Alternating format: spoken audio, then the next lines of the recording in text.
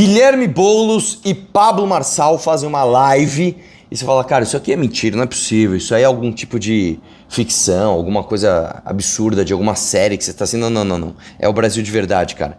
Pablo Marçal e Guilherme Boulos fizeram uma live, Pablo Marçal convidou o Nunes e o Boulos para uma entrevista de emprego, né? E rolou essa live e eu vou reagir aqui a alguns trechos dela. Antes de mais nada, cara, é importante dizer o seguinte, a campanha do Boulos na TV, tá? É basicamente, vou até colocar o vídeo aqui, um monte de gente, supostamente eleitores do Marçal, né? Falando, eu votei no Marçal no primeiro turno. Aí, mas agora é Boulos, o Nunes não dá. Ou seja, independente se esses caras são ou não, né, eleitores do Marçal de verdade, o fato é que o Guilherme Boulos pegou e falou assim, disponha recursos pra gente buscar votos nos eleitores do Marçal. Porque, como eu tô te falando, cara, o conservadorismo aqui no Brasil, né, ser de direita aqui no Brasil é uma coisa muito confusa, é uma coisa meio de idolatria a alguém. Então assim, cara, é muito triste a gente ter o Boulos falando, eu acho que eu vou pegar uns eleitores ali de direita do Marçal. Você entende o tamanho do nosso problema? Mas enfim, vamos lá. O que aceitou primeiro, que é o Guilherme Boulos, se ele já está ao vivo, se tiver já pode dividir a tela com ele aí.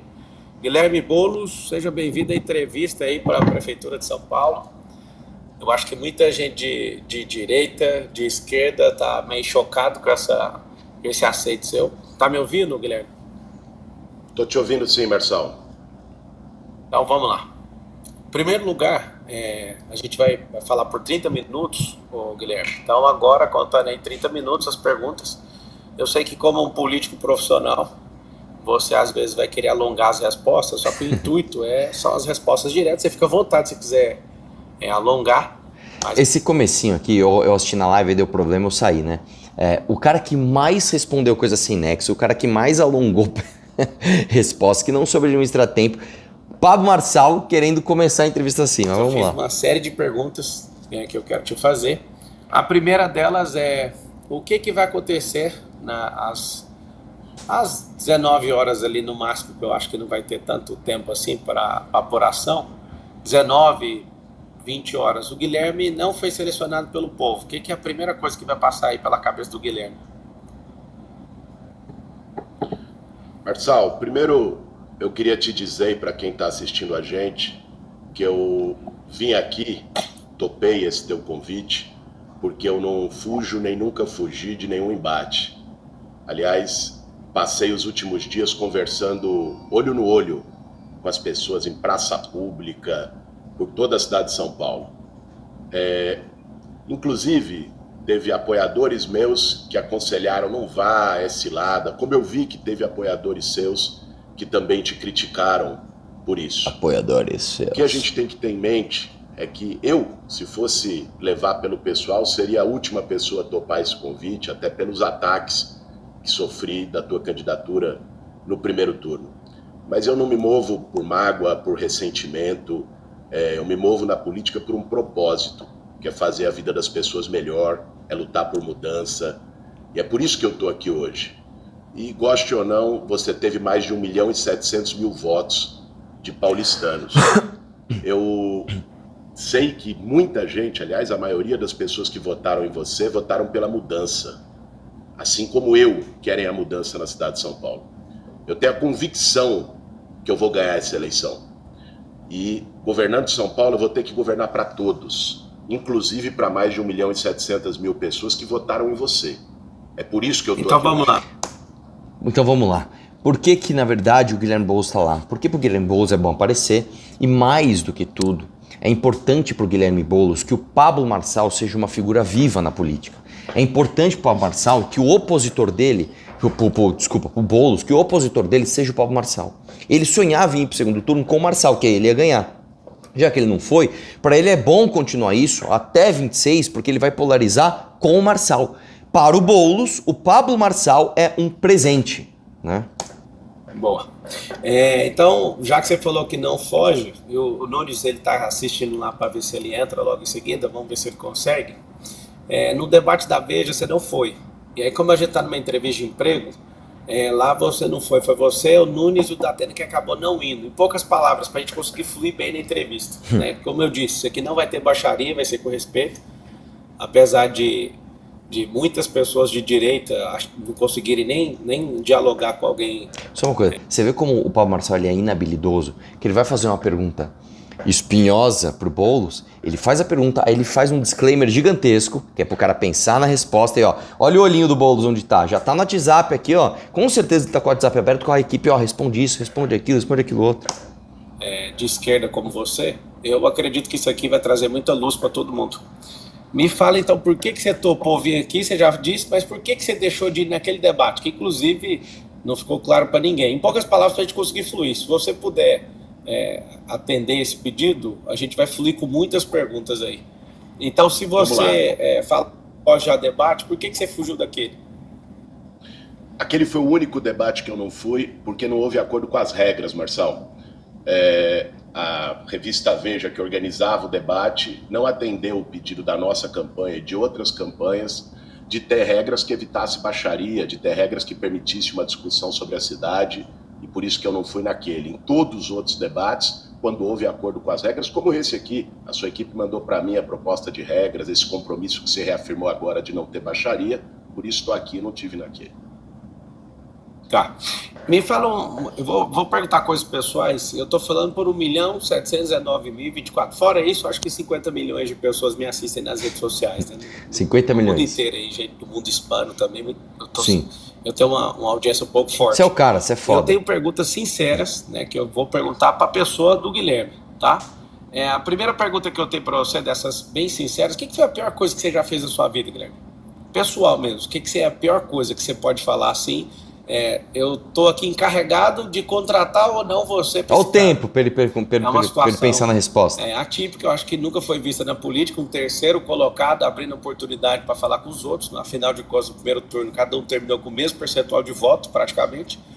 E parabéns pela coragem, né? Porque você vir aqui é bem corajoso. Eu espero que o Nunes também tenha essa coragem logo em seguida e tá aberto aí para ele. O que é a pior coisa que o Nunes já fez como pessoa?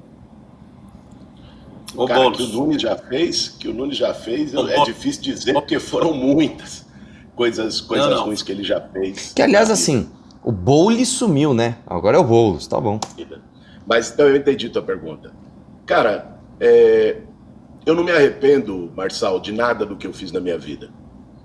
Eu tive um caminho de tocar, desde moleque, para lutar pelas pessoas que mais precisam, sair da casa dos meus pais, que são médicos, fui lutar junto com as pessoas. Ou seja, era rico. Casa, com as pessoas sem teto. Sei que muita gente questiona essa história, mas se pesquisarem vão ver. Eu nunca me acovardei, sempre lutei com as pessoas que mais precisavam. Eu não me arrependo de nada do que eu fiz, cara. Por isso teria dificuldade de te dizer a pior coisa que eu já fiz na vida, porque não tenho nenhum grande arrependimento em relação à trajetória que eu segui, que foi sempre de acordo com a minha consciência.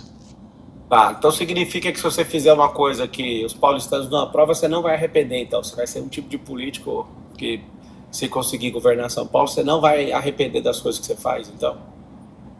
Não, cara, se eu cometer erros na gestão pública, né, certamente eu me arrependerei desses erros.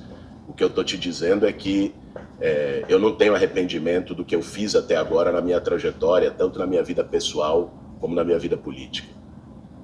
A primeira vez que você direcionou a palavra para mim foi no Conselho de Ética. Você arrepende, por exemplo, de ter aceitado o convite de ser relator naquele negócio do peculato lá na Câmara do Janones? Porque, como relator, você acabou deixando ele passar.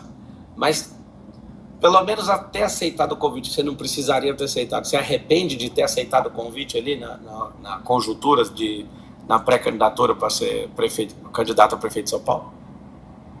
Eu não me arrependo. Eu acho que você me dá a oportunidade de falar um pouco sobre esse caso. Cara, ali você sabe que no Conselho de Ética houve um sorteio. Não fui eu que fui atrás do caso. E tal. Pausa aqui, isso aqui é uma mentira. É sorteio. Às vezes é sorteio, mas A esmagadora maioria das vezes, um relator é designado a partir do presidente. E o presidente da comissão, ele sofre influência do presidente do Congresso e do presidente da República. Então isso com certeza foi um acordo onde falaram, dá pro Boulos isso daí, que o Boulos tem estofa, ele segura, ele salva o Janones, que o Janones é nosso. É o pedágio que o governo vai pagar pro Janones ter ficado do nosso lado. Tanto que o Guilherme Boulos poderia não aceitar. Falar, só tinha meu nome, beleza, eu não quero ser relator, vai pro próximo. Ele pegou porque ele faz parte desse acordo da esquerda, né, de salvar o Janones. A verdade é essa. Eu fui sorteado para poder relatar o caso. E fui ver o caso e estudar os precedentes no Conselho de Ética. E você tinha ali, no Conselho da Câmara, vários casos de deputados que cometeram uma série de crimes, ou eram suspeitos de uma série de crimes, e que não foram sequer julgados pelo Conselho de Ética, porque isso aconteceu antes do mandato parlamentar atual, antes da atual legislatura. Então, se esse era o critério do Conselho de Ética para vários outros casos, pau que bate em Chico tem que bater em Francisco, não pode ter diferenciação. Pausa, isso aqui é uma mentira. Basicamente, ele pegou e falou assim, arruma um motivo técnico pra gente salvar o Janones. Porque assim, tá muito claro o que ele fez. Tá muito claro, isso aqui é o cara só mentindo e o Pablo Marçal, ó, parabéns, Marçal, dando uma bela audiência aí pro Boulos contra essa mentira. Vamos lá. Eu não absolvi o Janones. Ali, o que eu disse é que o Conselho de Ética tinha um critério para poder julgar as pessoas e que esse critério que foi utilizado para outros deputados tinha que ser utilizado também no caso do Janones. E repeti, naquele dia, e sempre que fui perguntado o seguinte, rachadinha para mim é crime? Se a Polícia Federal constatar que o Janones cometeu rachadinha, que ele seja preso, assim como qualquer outro caso de rachadinha, como o do Flávio Bolsonaro, que é investigado por isso. Eu não passo pano para ninguém, Marcão. Emissão das provas lá, a pergunta foi a questão de, mesmo sendo sorteado, você poderia falar não, né? E a relatoria cair para outro deputado. Deixa eu te fazer outra pergunta. O que seria de São Paulo e do Brasil se não tivesse as empresas?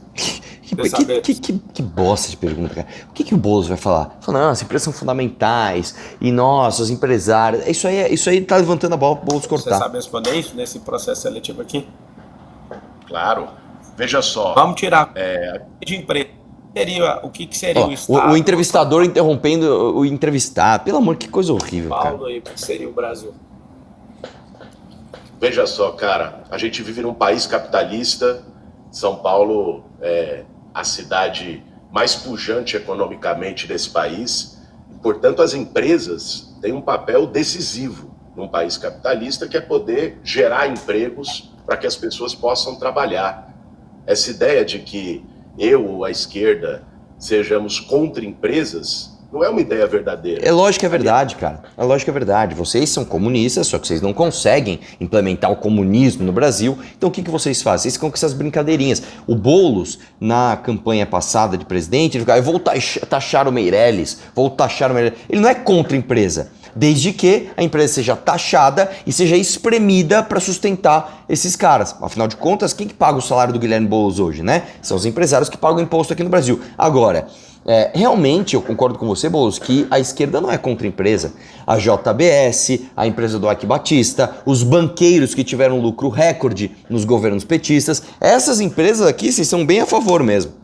Aliás, um período em que as empresas mais prosperaram e tiveram lucro foram em governos como o do Lula, em que o país teve crescimento econômico importante. O crescimento econômico do Brasil foi apesar do Lula. O mundo inteiro cresceu, inclusive os países que exportavam commodities, como era o caso do Brasil, foram os que mais foram beneficiados. Só que apesar do crescimento, a gente foi palco do maior escândalo de corrupção do mundo e a gente simplesmente não aproveitou esses recursos para fazer o que tinha que ser feito. E a gente hoje ainda é um país em desenvolvimento ou subdesenvolvido, porque apesar do crescimento do mundo, o Lula não soube aproveitar isso para o Brasil. O que eu não concordo e não admito é que empresas entrem no poder público para poder apenas ter o seu lucro e prestar um serviço muito ruim para a população. Tipo Odebrecht, né, que o Toffoli, não lembro agora quem foi, que salvou o cara das multas, né? Eu tenho dado exemplo, nesse embate eleitoral, Marçal, do caso dos cemitérios, do serviço funerário aqui em São Paulo. O Ricardo Nunes, no governo dele, privatizou o cemitério. Mentira. O resultado disso é que as pessoas hoje não conseguem enterrar seus entes queridos. Teve um caso semana passada, que foi noticiado pela imprensa, de uma moça de 23 anos de idade que morreu de pneumonia, ficou 3 dias para ser enterrada porque a família não tinha R$ 750 para pagar o caixão social. Isso é mentira. Se você pega, por exemplo, como funcionam os cemitérios de São Paulo, até hoje a gestão era pública. Meu irmão, tudo zoado, uma bagunça. Sempre existiu, sempre. O serviço paralelo. Então, cara, você pega a família ali destroçada, que perdeu um ente querido, aí vem o cara lá, precisa fazer tal trabalho no corpo pra ele ficar apresentável, precisa de não sei o que lá pro caixão, precisa pagar tanto, e as pessoas lá no meio da dor pagam. Isso sempre existiu. Eu fui no cemitério da Zona Norte fazer uma fiscalização, chegou lá, eu encontrei um loteamento de sobrados com piscina. Do PCC dentro do terreno do cemitério. Quem é da Zona Leste, vai no Quarta Parada. Olha como o Quarta Parada tá lá agora. Estacionamento bonitinho, tudo ajeitado, tudo novinho. Tem que fazer concessão, a prefeitura não dá conta de fiscalizar. E quando foi enterrada, quando a família conseguiu esse dinheiro, não teve lavagem do cadáver nem maquiagem. Nunca tem. Isso era um custo a Isso mais. nunca tem. Isso nunca teve. Tipo de coisa eu não Isso admito. nunca teve. Isso nunca teve. Qualquer pessoa que fez um velório em São Paulo antes das concessões sabe. Você tinha que pagar isso à parte porque era uma espécie de corrupção que sempre ocorreu nos cemitérios. Empresa aqui em São Paulo, pegando o caso da prefeitura, que trabalha com a prefeitura e faça o trabalho sério, vai ser valorizada no meu governo. O que não pode ter é aqueles que queiram apenas ganhar e prejudiquem a população com isso. Você acredita na prosperidade? Cara, que tipo de pergunta é essa, bicho? Nem a Mônica Bergamo faria essa pergunta pro tão amado Lula. Lula, você acredita no amor? Você acredita na paz mundial? Você acredita no fim da fome? Lógico que eu acredito. A sociedade E por que eu você luto... tá... Então por Diga. que você tá 20 anos morando no mesmo lugar, aparentemente não prosperou, você não... Pelo amor de Deus, isso aqui é uma tentativa de mamãe falei com o cara? Você acredita na prosperidade? Então por que você não mudou de casa? Pelo amor de Deus, bicho. Pelo amor de Deus. É a mesma coisa que eu falo, por que você não trocou de carro? Porque o Celtinha dá voto, irmão. O cara anda de Corolla blindado, paga com o nosso dinheiro, mas ele fala que ele tem um Celta, né? Que teve instrução em boas escolas, teve o pai, né, que o pai, eu acho que os seus pais são médicos. Como é que você acredita numa coisa que você não vive? Porque o salto que você tem patrimonial, se você for olhar, ele é desde quando você virou deputado. Como é que você pode lutar pela prosperidade, sendo que isso não aconteceu na sua vida? Só depois Cara, que você entrou para ter um cargo público que você teve... Eu sei que às vezes a headline assusta, mas desde quando você virou deputado, você teve um aumento de 800 e poucos % de... Segundo notícia, né? Eu não conheço o patrimônio, mas segundo notícia... Posso. Se você me permitir dar o tempo até de explicar isso aí, eu acho que as pessoas vão poder entender melhor, né? Mais do que uma headline. Vê só, eu trabalhei minha vida toda como professor. Isso é outra mentira que o Boulos não para de mentir. Faz o seguinte, ele fala que trabalha 20 anos como professor. Me fala desses 20 anos, quantas horas de aula ele tem? Me fala. Aí você vai ver se ele é professor. Não é, cara. O cara vai na sala de aula, dá meia dúzia de aula pra falar que é professor. Professor é minha mãe, professor é minha tia, isso é professor. Que vai lá todo dia na escola, dá aula, isso é professor. Professor é o Paulo Cruz, é o Ricardo. Já estava no último ano da faculdade de filosofia, fui dar aula numa escola estadual chamada Maria Auxiliadora e desde então trabalhei como professor nos últimos 20 e tantos anos. Professor, cara, é uma profissão que não dá dinheiro. É uma profissão que você faz por vocação, por acreditar. Eu me considero uma pessoa próspera trabalhando como professor, porque fazia o que eu gostava, porque nunca passei necessidade, a minha família nunca passou necessidade, sempre pude ter um padrão de vida compatível com o que eu ganho, né? Então, a prosperidade, Marçal, para mim, não é apenas os cifrões que as pessoas têm na conta bancária, né? Eu acho que as pessoas que entendem prosperar dessa forma têm todo o direito. O que eu defendo, e estou na política também para isso... Que pergunta combinada, irmão. Que todo mundo possa prosperar, cada um do seu jeito. Eu me considero uma pessoa próspera. Me considero uma pessoa próspera porque, para mim, diferente de muitas famílias em São Paulo, não falta nada. Minhas filhas nunca tiveram nenhuma carência e sempre vivi do meu trabalho. Sobre essa coisa do aumento patrimonial, a headline só esconde o seguinte: a minha casa, que é essa aqui de onde eu estou fazendo a nossa live, a nossa sabatina, ela não estava no meu nome. Isso não tem nada a ver com o meu trabalho como deputado federal. e eu transferi ela para o meu nome no final do ano passado, dividido, do meu nome e da minha esposa. E, portanto, declarei no meu imposto de renda um patrimônio que não estava no meu nome e passou a estar no meu nome. Isso é muito comum com empresa também. Patrimonial do que se diz, né? Não tem a ver com o meu salário de deputado, que eu sigo usando como usava o meu salário de professor para poder sustentar minha família. Então você concorda que o empreendedorismo liberta as pessoas? Meu Deus, cara! Meu Deus! Nossa, cara. Então você acredita que o empreendedorismo é uma coisa boa para o Brasil? Ah, que legal. Fale aí para São Paulo como você não é tão de esquerda assim. Vai lá. Eu concordo que as pessoas que sigam pelo caminho de empreender e consigam prosperar do seu jeito precisam ser valorizadas pelo Estado e pela Prefeitura. A Prefeitura não pode aparecer para quem empreende só para cobrar boleto, como acontece hoje. Pergunte, eu tenho conversado com muitos pequenos comerciantes, Sim. Tenho conversado com muitos jovens empreendedores. Faz o seguinte, dá uma olhada nas prefeituras do PT e na prefeitura, na única prefeitura do PSOL no Brasil, né, que perdeu a eleição agora com 77% de rejeição. Eu vou te dizer, irmão, prefeitura quando é da esquerda, irmão, eu já trabalhei em Guarulhos, cara, que foi refém do PT por, sei lá, mais de 18 anos. Periferia. E hoje a prefeitura aparece mais para dificultar a vida dele do que para dar um empurrãozinho, né? Eu, como prefeito de São Paulo, já assumi vários compromissos, Marçal. Um deles será criar a agência municipal de crédito com juros subsidiado para poder ajudar esse empreendedor a ter um empurrãozinho, a poder seguir o seu trabalho. Outro deles é criar o Acredita Mulher, para poder ajudar a mulher, a manicure, a esteticista, a salgadeira, a poder tocar o seu trabalho. A prefeitura não vai aparecer só para cobrar boleto, como é hoje na gestão do Ricardo Nunes. Vai aparecer para ajudar. Então, como é a empresa? Porque se você concordou que o empreendedorismo liberta, a gente precisa libertar o povo, né? Quem quer ser funcionário público, que seja funcionário público. Quem quiser ser funcionário privado, que seja funcionário. Mas o que mais gera imposto, o que mais gera emprego, o que mais gera inovação, o que mais gera crescimento no país é empresa. Não é um empresário. Empresário é a pessoa que tem CPF e que vai lá e arruma um CNPJ para pôr nas costas, né? Parece que é até uma vantagem o cara, mas na verdade a maior parte das empresas não tem nem lucro no Brasil. E o cara sofre para fazer. Eu quero, nesse recrutamento e seleção, saber o seguinte: você realmente acredita que o governo tem que estimular o trabalhador a virar empreendedor? Sim ou não? Você viu que ele fez duas perguntas. E o cara vai fazer para abrir empresa. Agora ele mudou. Agora, você acha que o poder público tem que estimular o...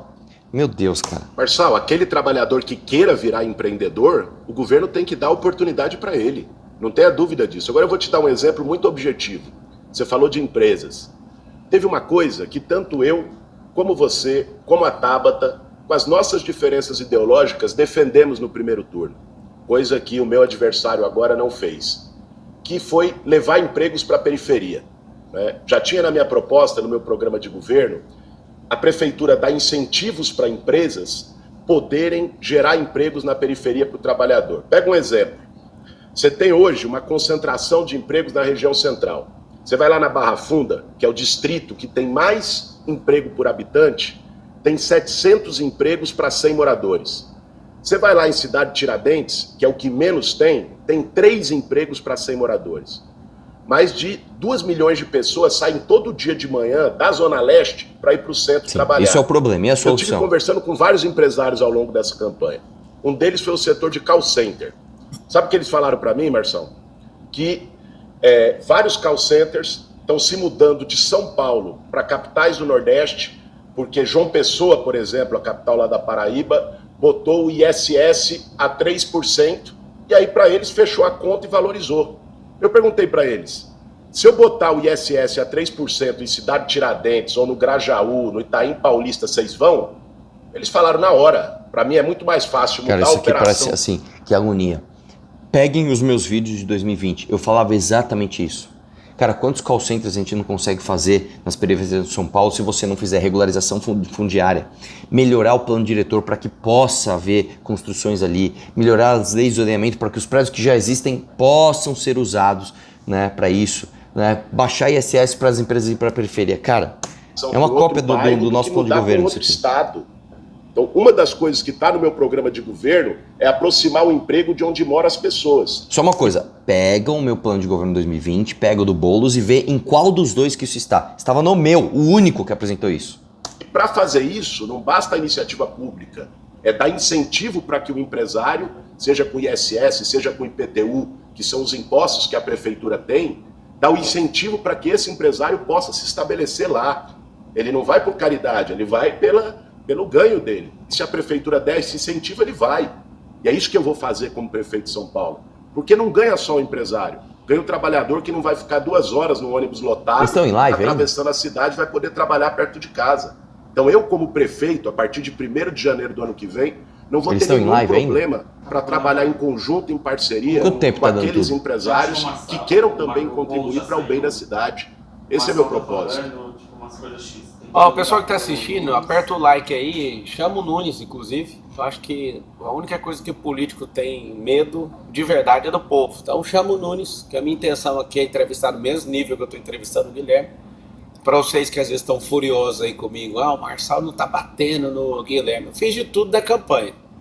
Eu não tá valendo mais a campanha, eu fazer algo, né, para tocar o terror na vida de ninguém aqui, mas eu tô aberto a fazer entrevista. Eu gostaria que o Nunes, eu sei que você tá assistindo aí, que você e seu time tomasse a decisão de entrar logo em seguida, pelo respeito, né, da quantidade de votos que eu tive aí. Eu tô aqui em Roma, eu poderia virar as costas aí, mas eu tô aqui humildemente fazendo essas perguntas, né? Preparei perguntas para você também. Se às vezes você estiver preocupado, não vou tocar em nada de pejorativo, quero mostrar a lucidez mesmo, que tem muita paixão na política. Então, quem está assistindo, escreve aí, escreve, chega aqui, Nunes, cola aqui, Nunes, eu não quero agir com desrespeito, nem com lacração, inclusive. Isso aqui, para quem não sabe, eu sou entrevistador também, eu tenho um canal de tudo, isso é tudo. Lá, acho que eu devo ter feito mais de 300 entrevistas, e eu gosto de tirar as respostas das pessoas. Ô, Guilherme, conta para mim como é que você vai fazer, dá 3 soluções aí que aumenta a receita do Estado sem aumentar imposto e taxa. Você tem essa solução aí? Tenho sim, Marçal. Uma delas é poder garantir que a prefeitura tenha mais inovação para fazer a cobrança da dívida ativa, né? Você tem hoje mais de 150 bilhões de dívida com a prefeitura. E você tem poucos procuradores da Fazenda da prefeitura fazendo a cobrança dessas dívidas. Você pode implementar métodos como outras metrópoles do mundo têm, inclusive com o uso de inteligência artificial, para poder facilitar a cobrança dessas dívidas e a prefeitura ter isso sem aumentar R$1 de taxa. Uma outra coisa que é importante é melhorar a qualidade do gasto público, cara. São Paulo hoje não precisa aumentar imposto, não. O orçamento é de 112 bilhões de reais. É o maior orçamento da história da cidade. O problema não é falta de dinheiro, é falta de prefeito, falta de planejamento. Se você direcionar melhor o gasto público, você consegue garantir que a política pública seja eficiente na ponta, a saúde seja melhor, a educação seja melhor, o transporte seja melhor, sem que custe isso R$1 no bolso de ninguém a mais. E tem, só se me permite a terceira coisa, você me perguntou 3, só falar da terceira que eu acho que é muito importante. A terceira, só para te corrigir, que você vai ter que falar mais 2, se for o caso. A primeira que você falou de cobrar dívida ativa, a dívida é imposto atrasado. Então não é uma solução de gerar receita para o Estado sem imposto. Nem sempre. Às vezes tem multas, às vezes tem cara que realmente deve aquilo e está dando jeitos para não pagar. Nem sempre, nem sempre. A dívida ativa, 150 bilhões que você informou, é dívida que está atrasada. Eu entendi que é uma solução para fazer isso, mas continua sendo o imposto, se você quiser trazer mais algum. Vamos lá, não, só para a gente corrigir, isso aqui não significa aumentar imposto, né? É uma dívida que já está inscrita, que não cabe ao prefeito que entrar, o prefeito nem poderia falar, essa dívida não existe mais. É um passivo que já está lá, por determinações legais, e cabe à prefeitura cobrar. Agora, a terceira coisa, eu acho que ela é a mais importante, Marçal, é não desviar dinheiro público, cara. Hoje nós temos na prefeitura de São Paulo... Deixa eu falar uma parada. Quem dera o problema orçamentário, não só de São Paulo, mas do Brasil, fosse desvio de dinheiro público. É óbvio que é um problema, é óbvio que tem que acabar, mas a real é que, em termos proporcionais, mesmo que você zerasse a corrupção, né? O que nunca vai acontecer em lugar nenhum do mundo isso acontece, mas mesmo que você zerasse, a verdade é que a ineficiência ela é muito mais prejudicial do que a corrupção em si. Paulo, alguém cheio de suspeitas. Máfia de creche. Isso aí é resposta fácil, uma coisa resposta que eu não acreditei quando preguiçosa. eu vi, foi das armadilhas da dengue. Pode parecer pouco para as pessoas. A armadilha de mosquito da dengue. Pediu um favor, Mas, ô Guilherme, vamos manter o nível aqui. Eu foco as perguntas, eu tô te entrevistando. Não entra nesse jogo, porque eu posso fazer mais perguntas e aí, para manter o nível aí do que a gente combinou, né? Focar no seu perfil, para você, o povo te contratar ou não. Eu sei que às vezes. mas claro, cara, mas você já tá. falar que eu não vou fazer corrupção, vou combater a corrupção dentro da prefeitura, é a principal resposta de como fazer o gasto público ir para o lugar certo, a prefeitura ter dinheiro para fazer as coisas sem mexer R$1 no bolso das pessoas. É importante ter isso em mente. Isso não é baixar o nível, não, é trazer fatos para o nosso debate. Fatos que, inclusive, são públicos e divulgados. Né? É preocupado também, tem que receber porrada e tudo, mas a proposta dessa entrevista não é essa.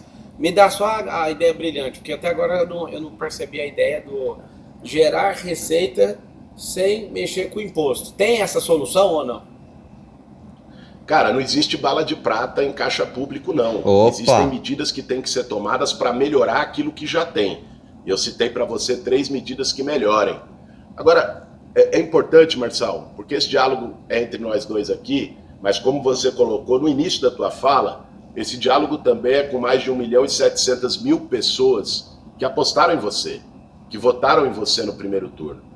E eu sei que muitas dessas pessoas estão cogitando no próximo domingo votar no Ricardo Nunes, até por razões ideológicas e tudo mais.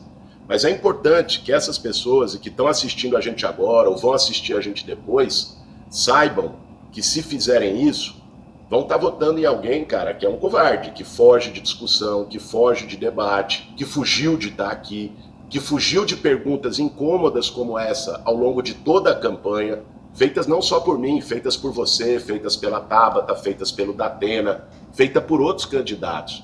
Então é importante as pessoas terem isso em mente quando forem para a urna no domingo, né? E que você responde de imediato para as pessoas que estão falando que você está copiando aí o estilo do Pablo Marçal. Eu vi algumas notícias, eu tenho um clipe aqui. Meu Deus, cara. Desde Meu Deus, cara. de Uma piada isso, não é possível. Deixa eu ver, acho que é 1º de abril, já saiu 80.000 notícias, aí fica recebendo o tempo inteiro, eu vi lá, Boulos está copiando as ideias do Marçal. O que você tem a responder sobre isso? Cara, teve uma ideia sua que eu admiti publicamente na campanha e assumi que foi das escolas olímpicas. Sabe por quê, cara? Porque eu não tenho nenhum problema em reconhecer uma ideia boa do meu adversário se ele for adversário político. Isso é ter cabeça pequena. Por exemplo, o Ricardo Nunes, inclusive, acertou numa ideia. Foi uma das poucas coisas boas que ele fez no governo, foi o da faixa azul de motocicleta. E me perguntaram no debate, um jornalista perguntou, você estava lá, o que eu faria? Eu falei, eu vou manter e vou ampliar. Porque eu não tenho nenhum problema em reconhecer ideia boa e não vou ficar com birrinha, porque é a ideia do adversário.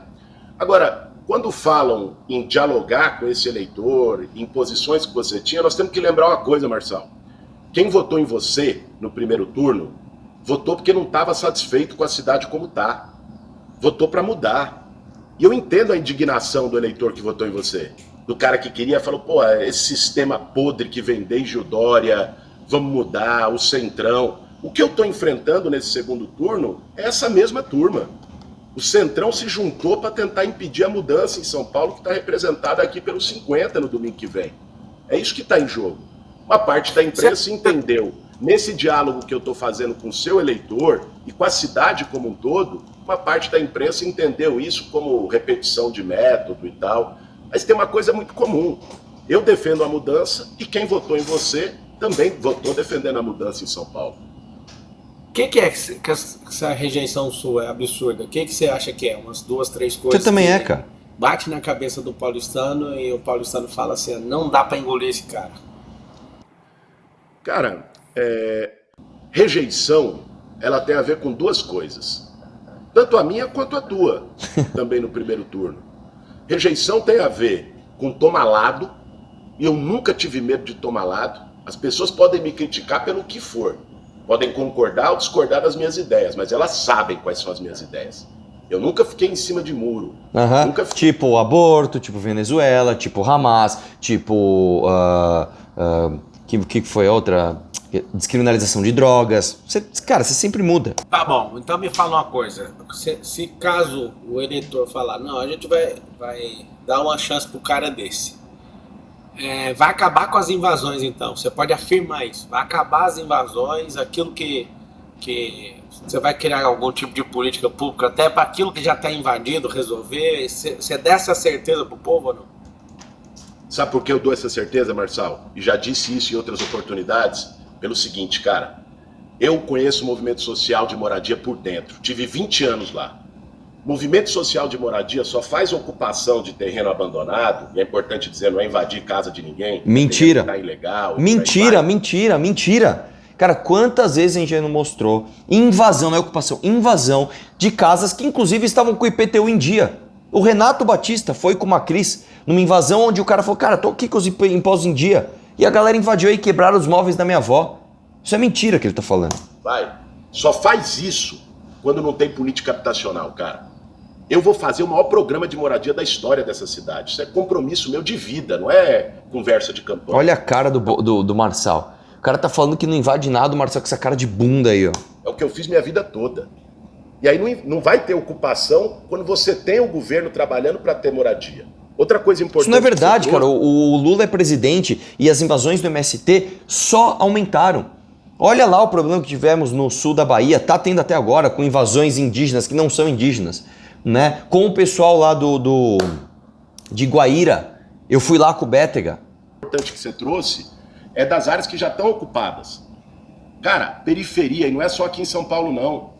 Periferia no Brasil todo, como o Estado, e aqui eu estou falando o Estado em geral, tá? Governo federal, estadual, municipal.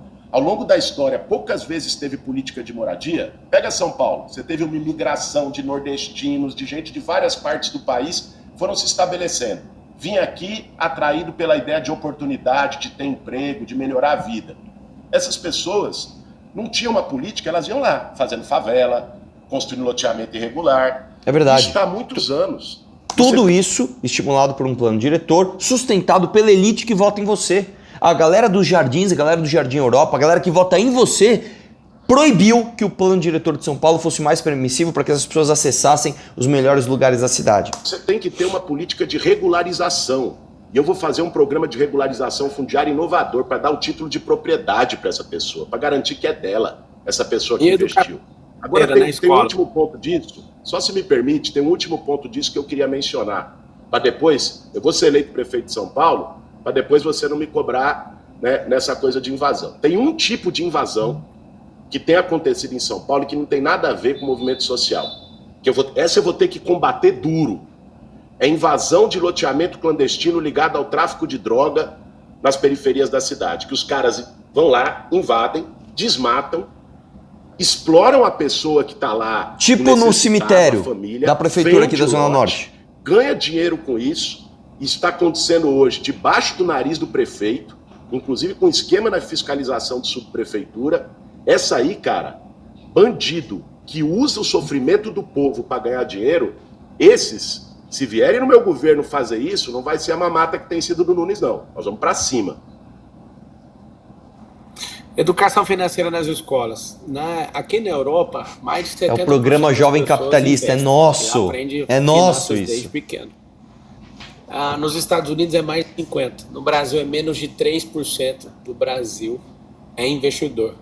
Me explica que tara que é essa que a esquerda, a extrema esquerda tem de não deixar, sempre reprovar, tanto no parlamento como nas assembleias legislativas, nas câmaras municipais, essa questão do ensino financeiro. Você vai apoiar isso? Ensino financeiro na escola pública, para as pessoas ganharem independência? Sem papinho. Cara, político, eu não tenho nenhum problema com educação financeira dentro do currículo escolar. Nenhum problema. Né? Nós temos que ver qual é a idade certa para entrar isso, porque a prefeitura cuida desde a creche até o 9º ano. O ensino médio, você sabe, é responsabilidade do Estado. Então você ter matérias como educação financeira, você ter matérias curriculares que como educação ambiental, que é muito importante, ensinar a meninada a fazer reciclagem de lixo, que São Paulo hoje enterra 98% do seu lixo, a partir da escola, para levar isso para sua família em casa. Eu não tenho nenhum problema da gente abrir o currículo e ligar o currículo mais com a vida das pessoas. Hoje, eu como professor vivi isso. O aluno, cara, tem um currículo muito fechadinho ali, que quando ele sai do muro da escola, ele não vai usar mais da metade daquilo que ele aprendeu. É um currículo muito ossificado, muito que não foi alterado. Eu defendo mudanças curriculares para ligar o currículo da escola, que a criança e o jovem aprende na escola, com a vida que ele vive lá fora. Nos próximos 20, 30 anos, mais de 300 profissões vão deixar de existir. Então, assim, eu não vejo a esquerda deixando colocar educação financeira e vice sabonetando a resposta aí. Não tem ensino de empreendedorismo. Falei que eu defendo. Foi direto e reto. Aqui não tem sabonete, não. Aqui é papo reto. Se o paulistano falar, vai ser o Boulos, aí você vai colocar educação financeira na escola. Vai ter educação financeira, vai ter educação ambiental. Vai sim. Só o que eu quis dizer para você. O professor vai ser o JBS, é apenas a educação que quer comprar o Bradesco. A gente conseguir garantir um currículo mais próximo da vida real das pessoas, o que inclui educação financeira. Tem 400 mil pessoas assistindo no YouTube e eu faço o apelo mais uma vez para o Ricardo Nunes. Vou conduzir a entrevista, que eu sou entrevistador, eu tenho meu programa Marshall Talks, já entrevistei mais de 300 pessoas, sem contar podcast e tudo. Deixa eu te falar. Nunes, assim como uma pesquisa fala que você está com a maior parte do eleitorado que votou em mim, eu acredito que você não poderia virar as costas para as pessoas aqui. Vou tratar com o maior respeito. Tem gente indignada aqui. Por que você não chama ele de Boulos? Porque eu fiz um compromisso de tratar com extremo respeito todos os entrevistados aqui. Talvez esse momento seja um momento histórico na democracia brasileira, onde, de fato, a esquerda e a direita. Eu sou direita, esse cara é de esquerda, e eu estou aqui e propus um debate aberto. Na verdade, não é um debate, senão eu ia estar quebrando, mostrando carteira. Pelo amor de Deus, cara, deixa eu te falar uma coisa. Eu fiz um debate com Orlando Silva dentro de uma barbearia, cara, em 2020. Que momento histórico, cara. Você não tá inovando nada, isso é uma coisa comum. Fazendo um monte de coisa. Isso aqui é uma sabatina e eu tô na situação de entrevistador. Eu sei que às vezes é difícil algumas pessoas entenderem isso. Tipo quando eu te entrevistei aqui no MBL e depois você foi falar que a gente debateu. A gente não debateu, irmão. Eu estava na condição de entrevistador. E quando eu te perguntei o que era governalismo, voto nulo, não sei o que lá, você falou que eu batia muito de frente com o sistema, que eu era foda, que minha cassação foi injusta, que governalismo era pá, que a reforma da Previdência não tinha que fazer, tinha que ter mais filho. Aí você começou a se embananar todo e eu quis ser o debatedor, mas não. Aí depois você fala, não, já debati com o Arthur. Tá que pariu, cara, é um mentiroso. Só que eu senti de contribuir, né, nessa reta final. Agora, o que não dá para entender é por que o povo me cobra. Alguns estão me cobrando, vamos declarar apoio. O cara não dá conta de vir numa entrevista. Assim, põe a consciência. Eu quero entrevistar os dois, fiz o desafio.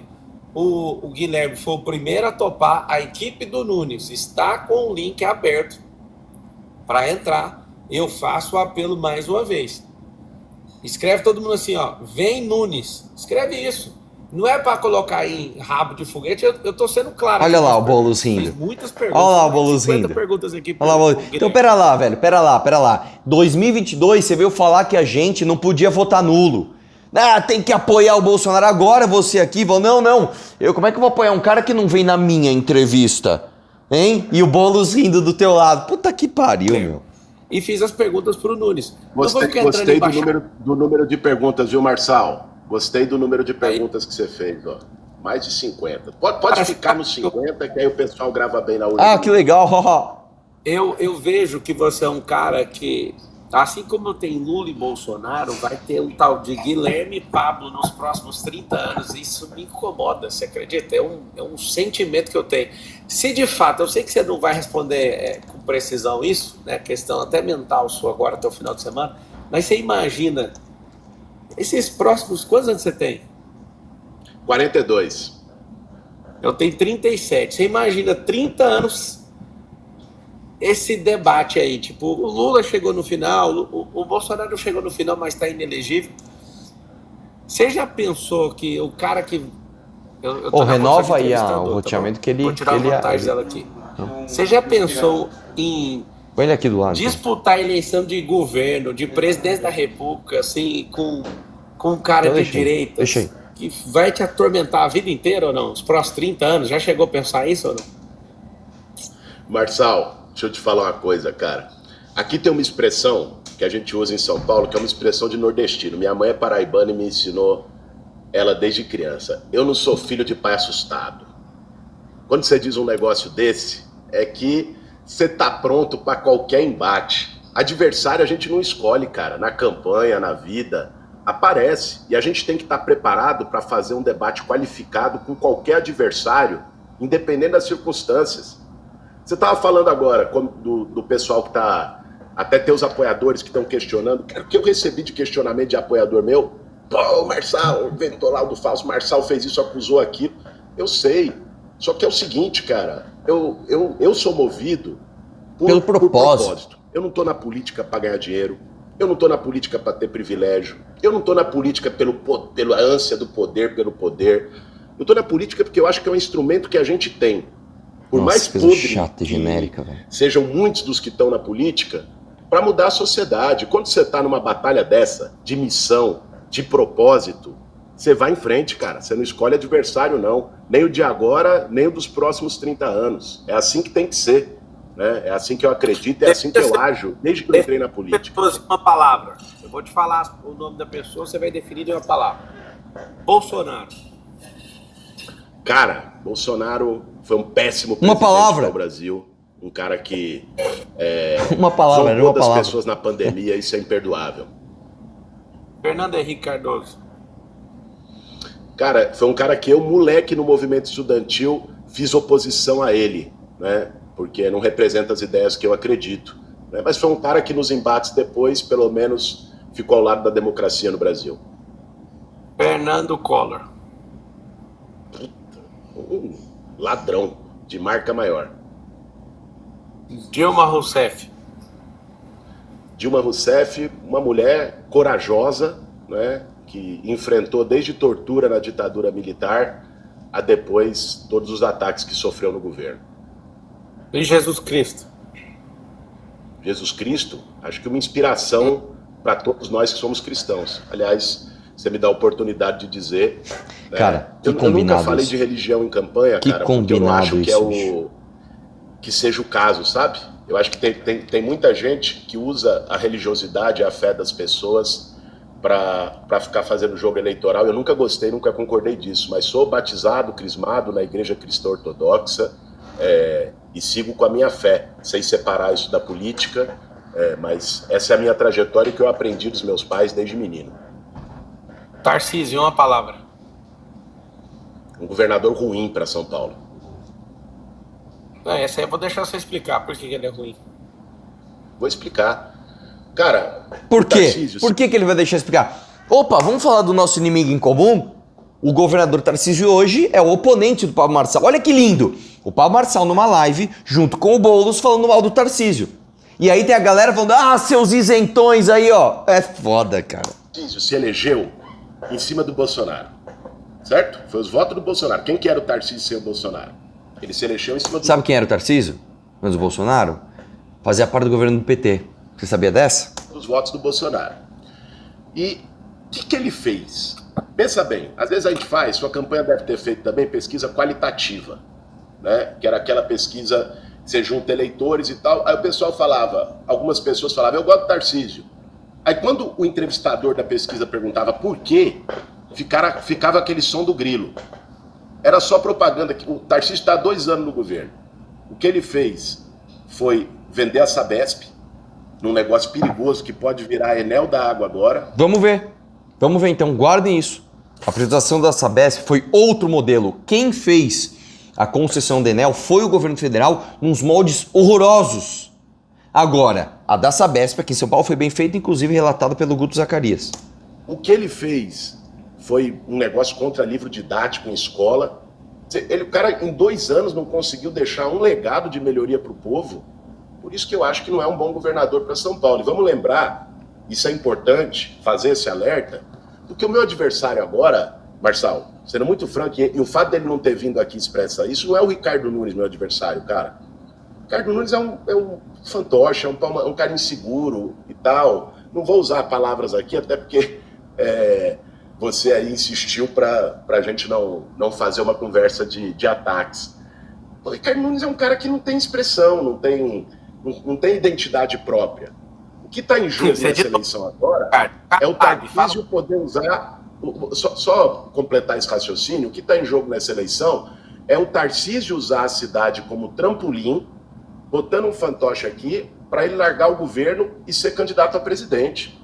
Essa turma que eu estou enfrentando. Pode ficar tranquilo que eu vou estar lá candidato. Ah, sim, igual você tava candidato agora pra tirar o Boulos, né? E agora tá fazendo live com ele. Ah, claro. Ó os dois aí, ó. Vamos junto aqui combater o Tarcísio, hein? Marçal e Boulos juntos contra Tarcísio. Guilherme, o Kassab, uma palavra. Essa é uma palavra que tá durando, é uma expressão do Centrão. É um cara que teve em todos os governos. Uma palavra. Ele representa essa política. Tanto é que hoje ele está no governo do Tarcísio e está no governo do Lula. Né? Independente da posição do lado ideológico, ele é um cara que se acomoda ali em todos os governos. Igual Alckmin, né? Ah, tá bom. Eu faço o apelo aqui mais uma vez. Quase 500 mil pessoas assistindo em todas as redes sociais nossas. E eu faço o apelo mais uma vez ao Ricardo Nunes, que eu abri foi um desafio. E eu esperava verdadeiramente que ninguém topasse esse desafio. Né? Reta final e tudo. Acabou a perguntas e eu... Voltou. Voltou aí? Vou dar uma travada aqui. Tá, eu tô aqui no meu poder cívico e usando a minha característica de entrevistador, que eu gosto demais, né, de tirar as respostas das pessoas, eu, Pablo, faço o apelo mais uma vez. Né, terminando aqui a entrevista com o Guilherme, a gente passa pro Ricardo, se o Ricardo estiver disponível, acho que é lastimável ele não fazer. Acho isso, confesso que não faz muito sentido. E Guilherme Boulos, me fala uma coisa. Você acha que o que precisa ser feito até o final de semana para virar o jogo? Sendo que, vamos supor que a pesquisa está certa ali. O que seria umas 2, 3 ações que você precisa fazer aí para virar o jogo até domingo? Que pergunta, cara. Que pergunta é essa? Cara, primeiro, mostrar pro eleitor que não votou em mim no primeiro turno o que está em jogo. É isso que eu estou tentando fazer e vou fazer até domingo de forma incansável. O que está em jogo é deixar a turma como está, deixar o consórcio do Dória, só uma coisa. O sistema que o Dória montou na prefeitura. Olha só os dois, anos, cara, falando a mesma coisa, então... bicho. Você vê o chat aqui, a galera, contra o sistema agora é 50. Cara, o Tarcísio agora é sistema. Nossa, bicho. Então Nossa. Oferecer mudança para São Paulo. Deixar um cara que teve a oportunidade de fazer, ele teve 3 anos e meio, muita gente pelo não visto sabe, é Boulos, ele não apareceu tem só outro. agora na eleição, às vezes o Nossa pessoal acha senhora. que o Ricardo Nunes entrou agora. Ele teve 3 anos e meio na prefeitura e não fez, não deu conta. Eu estou pedindo para as pessoas com humildade, com diálogo, olho no olho, com franqueza, sem esconder nenhuma das posições que eu tenho, mas pedindo para as pessoas que me dê essa chance, que me dê essa oportunidade. Depois podem me cobrar. Isso já foi feito com o Ricardo Nunes. Ele teve a chance e não fez. Então, esse diálogo, independente de qualquer ideologia, é o que eu tenho feito nos últimos dias com a população de São Paulo. Agora tem uma coisa, então, Marçal, diga. Se tivesse o Nunes e o Marçal agora, você votaria em quem? Ah, rapaz, eu vou te dizer, eu apertaria 50 na urna. Vou ser franco com você, não votaria nem você, nem no Ricardo Nunes, apertaria 50 na urna. Você tá falando que você vai anular o voto então, ué. Cara, isso? Não, eu acho que quem tem que... Preciso. Que o Tarcísio tá falou, cortando, cara. Fosse... Tá cortando, não te ouvi agora. Voltou. Você tá assim, você tá lado a lado então com o Tarcísio, porque o Tarcísio falou o seguinte na Jovem Pan. Se desse Boulos e Marçal, você votaria em quem? Aí o Tarcísio falou assim, ó, votaria nulo. Então você tá falando que se tivesse Nunes e Marçal, você votaria nulo também? apertaria 50 com gosto. E eu acho que essa Você viu como os caras têm... Fala, irmão! Fala, eu votaria num, não voto em você, não voto no outro. Que medo de falar as coisas, bicho. Eu votaria nulo. Eu acho que mas essa é uma resposta, Marçal. Vamos falar aqui de maneira franca. Essa é uma resposta que hoje você tem que dar. Eu sei que é você que está me sabatinando, mas quem está no segundo turno hoje sou eu e o Nunes. Você falou uma coisa a campanha inteira, e essa é uma das coisas que eu concordei com você. Olha o tempo pro Marçal pensar na resposta. Ele tinha que jogar. E aí, se for... E aí, você vai em quem? E já disse, inclusive, em debate. O Nunes é um cara que, por toda essa situação, tem chance de ser preso. Você votaria num cara que tem chance de ser preso? Você vai ficar em Roma ou você vai voltar aqui para São Paulo? Quem sabe você vote? Eu gostaria muito que você apertasse os 50 na urna no domingão aqui. Mas se você voltar para São Paulo, vamos ver. Qual vai ser o seu voto? Até agora, na minha cabeça, o número 5 na urna não funciona pra mim. Nem de 15, nem de 50. Só pra você saber. Ah, então você é nulo. Um numeralzinho ali que não funciona. Qualquer outro número pega.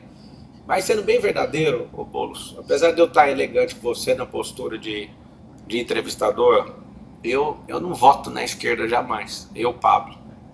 Então, como você está me apertando aí, já que você está usando essa possibilidade de me entrevistar, eu vejo a mesma coisa no Nunes, cara. O grupo dele ali é de centro-esquerda, da mesma laia que você. Então, eu acho difícil. Um dia na vida você vê eu posicionando dessa forma. Acho lamentável o erro do Bolsonaro em apoiar ele. Quando eu falei, eu estava muito... E aí, vai em quem, irmão? Vai em quem? Os comunistas do Brasil, eu de verdade vou te falar assim, ó. Se um dia você falar que teve meu voto, foi porque você converteu o conservadorismo, o liberalismo. Você virou outra pessoa, que de esquerda você não vai ter meu voto. É uma questão minha, sabe? Assim, desde criança, cara, não é um negócio que eu converti no caminho, não. Eu sou uma parada que... eu não falar assim, do fundo do meu coração, eu não vejo diferença nenhuma entre você e o Nunes. Eu vejo... Então, irmão, você tá usando o discurso que você critica a gente. Aí é isso, agora ele se justificando. Não, gente, eu fiz isso porque, veja, é bom para os dois, tá? É bom pro Boulos e é bom pro Pablo Marçal. Um alimenta o outro, assim como o Lula alimenta o Bolsonaro e vice-versa. Bom, tá aí.